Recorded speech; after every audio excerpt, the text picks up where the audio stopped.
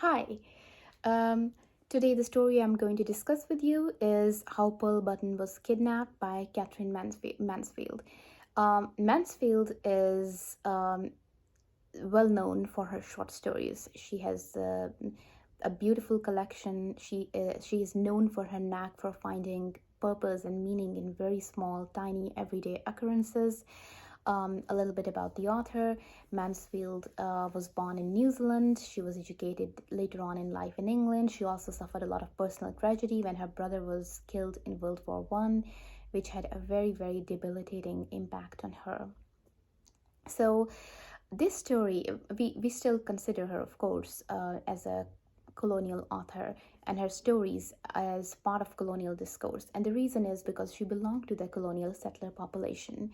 Um, and even though her stories do not have that, stark, very clear colonial tone that, let's say, Lady Barker or Conrad's stories take, they still basically show another aspect of colonization, which I'm sure that a lot of you will or might be familiar with.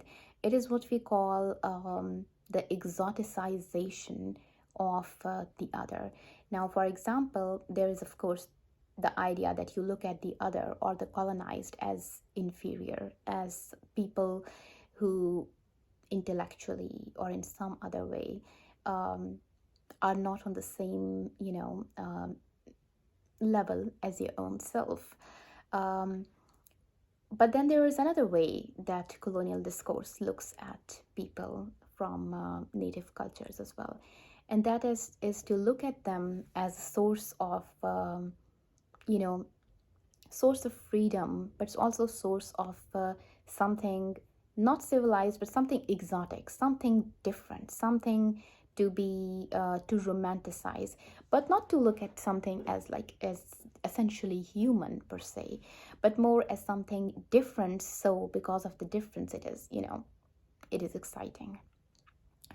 Um, Now, in terms of damage and in terms of harm, of course, I would say that the first part of, or the first way of looking at it, at the other or the native culture, is more damaging than the exoticization.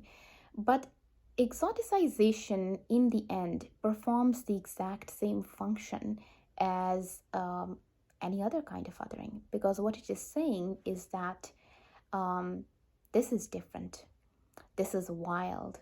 This is beautiful. This is wild. This is savage. But yet at the same time, it is not me. It is different from me. And because of that difference, what happens is that the other is relegated to another level again, a lower level usually.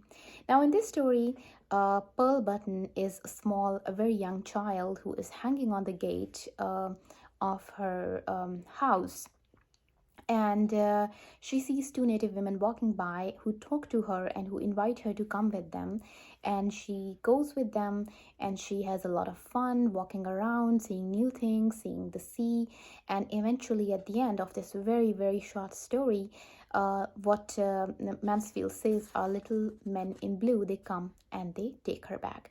Now, if you look at the story, of course, it takes on a very, very almost fable, fairy tale kind of way to it, because in this whole discussion of kidnapping and everything, uh, you don't feel like Pearl Button is in any actual danger, but you know that whatever is happening is unconventional.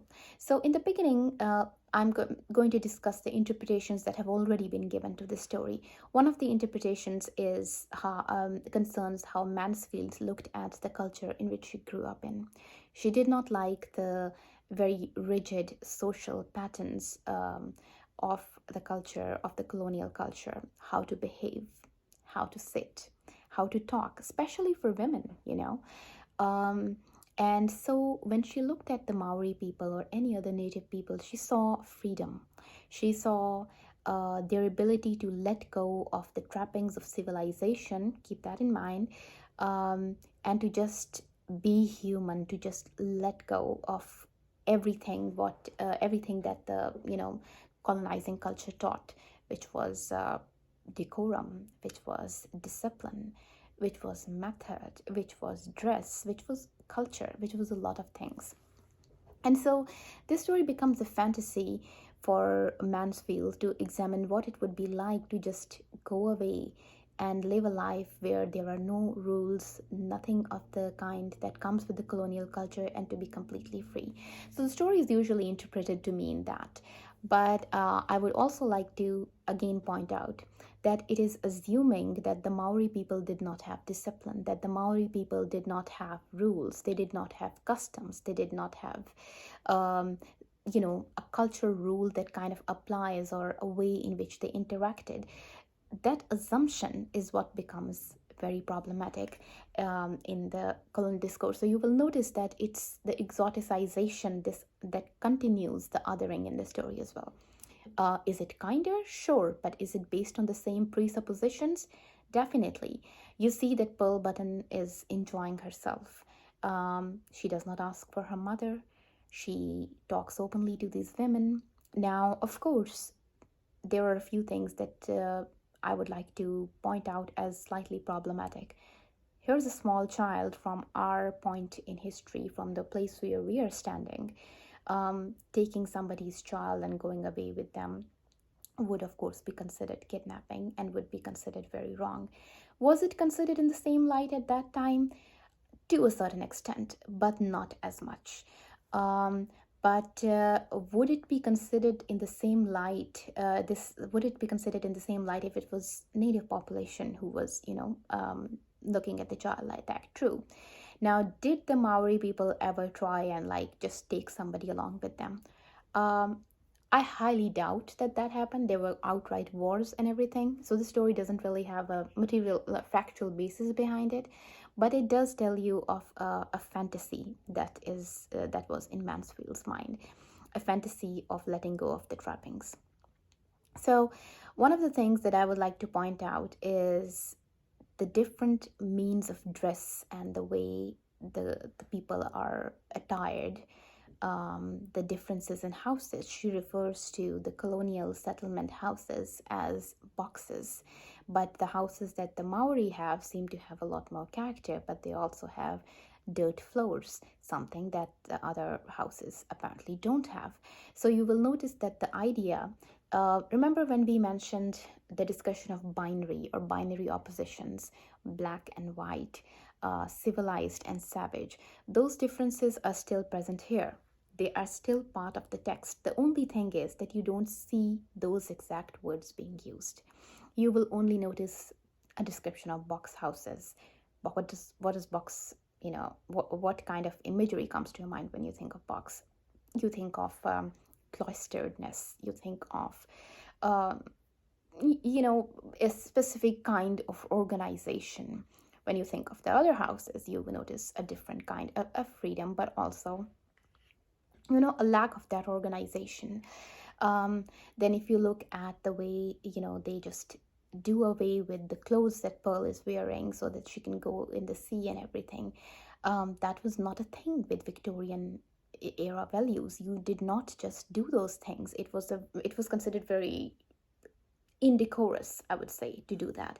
So compare the two ways of life that Mansfield is presenting, and how those two ways of life differ from each other substantially, and what does those different ways of life mean, and what do they imply in terms of it being colonial discourse, and in terms of what this text is saying about the Maori people.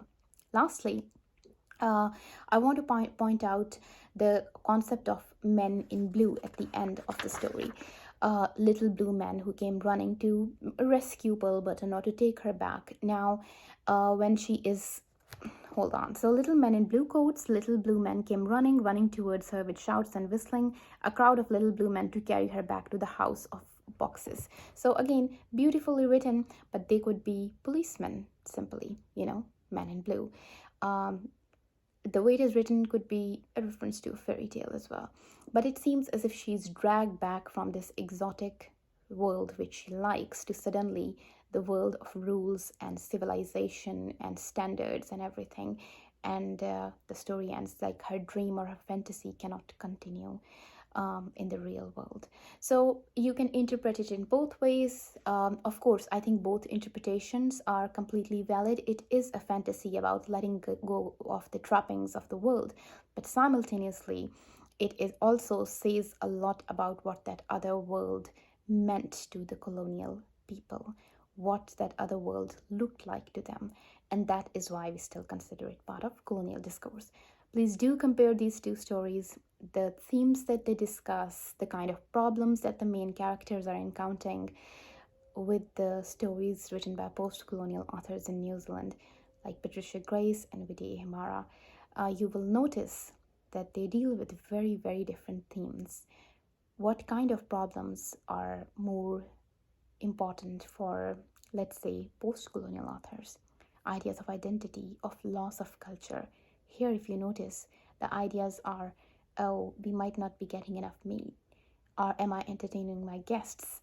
Or here, can I let go of the trappings of society in some way? So compare those two ideas. That tells you a lot about the kind of lives that these people live, in when they are put together, the kind of life that was imposed on the colonized people by the colonizers, to get a little bit of an idea of what the stories are trying to communicate.